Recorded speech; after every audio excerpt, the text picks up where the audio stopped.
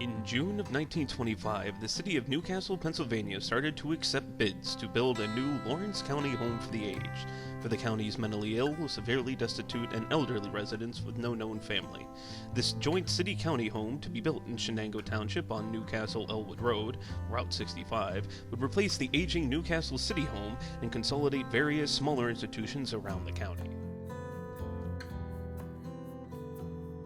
The new county home included vocational rooms, a smoking room, several lounges, a bomb shelter, a laundry, a 4-car garage, a large garden, a small working farm, and a cemetery. An excerpt from an article about the new home in Newcastle News on October 23, 1925, explains that aged people, without a friend in the world, will be able to spend their declining years in comfort. Most of the inmates were wards of the county and sentenced to confinement at the home.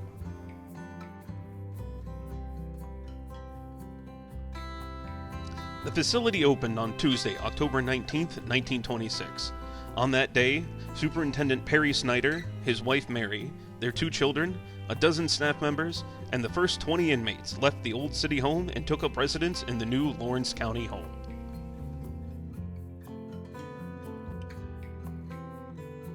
The new home did not generally take children, although a young boy was among the first 20 residents. Some of the work was still awaiting completion and the long driveway was still being paved. The old city home was abandoned soon after and later sold.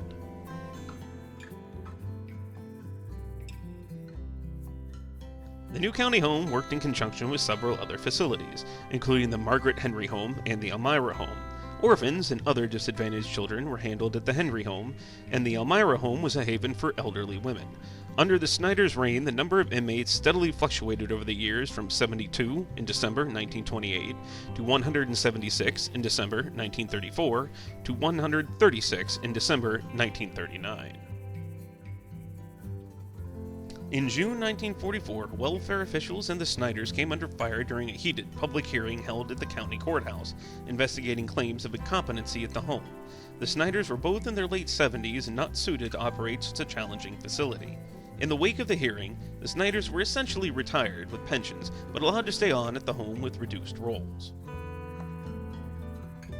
By late August, with Perry Snyder sick and Mary tending to him, the Snyders were given 3 weeks to vacate the premises. It is believed that their daughter Jeanette, who had lived at the home for many years, also passed away about that same time. That vacate order ended the Snyders' run of over 30 years of service to the local community. The Lawrence County home continued in operation for many years, and in the latter half of the 1960s was remodeled and morphed into a skilled nursing center. By 1970, the home was facing severe overcrowding issues, housing an average of 115 elderly people at one time. Director Clarence Covert, who also dealt with criticism and complaints regarding alleged discrimination practices, became bitter about a lack of county support and resigned in protest in January 1973. In December 1974, the county decided to update and expand the home by adding a whole new section and remodeling some of the existing floors. The new 3-story addition, with an additional basement floor, to be built off the women's department, would allow the home to accommodate another 30 residents. A new kitchen, dining room, and other occupational rooms were also included in the construction.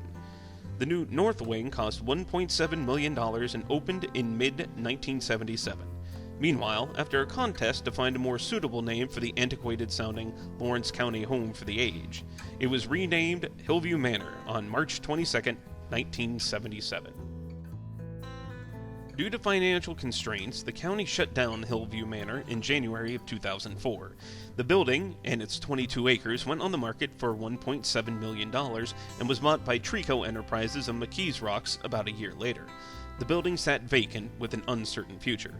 In July 2007, thieves broke in and stole approximately $150,000 worth of copper wiring and pipes. This further clouded the building's future, as replacing the wiring and pipes would prove costly. The site has become of particular concern to the Shenango Township Police, as burglars, vandals, and teenage thrill-seekers often attempt to sneak into the abandoned building. The old home has gained notoriety for being touted as one of the most haunted locations in all of western Pennsylvania. Many nationally renowned paranormalists have visited the location and have recorded some strange sights and sounds. Numerous people have died in the home, and at least 100 were interred in the small cemetery located on the grounds. A handful of residents were known to have committed suicide, usually by jumping off of the roof. Known to haunt the halls are Jeffrey, a young boy who has a room full of toys, Mary Virginia, an elderly woman with a fondness for dolls and trinkets, and the slick Jimmy Snaps, who would charge $1 to take your photo, although his camera had no film.